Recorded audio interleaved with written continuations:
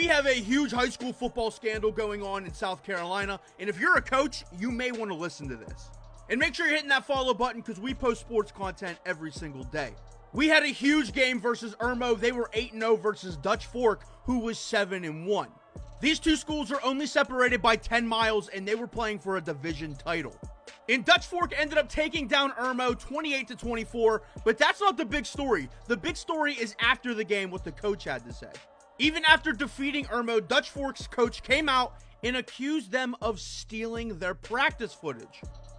Well, they broke into our Huddle account, and Huddle's where we film, and they watched all of our practices this week. So that's bull crap. That's what that was all about. So, you know, somebody should pay for that. They, just shouldn't do that. I'm not here to say if Irmo actually snuck into their Huddle accounts, but if they did, that is a huge advantage. And now the same thing is happening to a school in Alabama.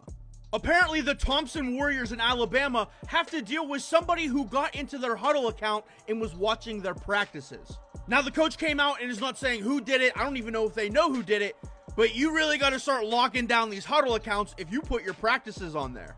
Because listen, there are ex-coaches, angry parents, anybody out there that's trying to get an advantage to win a football game. So whether you're Dutch Fork, whether you're Thompson, change your passwords, get anybody off there who's not allowed. If you are a high school football coach, make sure your Huddle accounts are locked.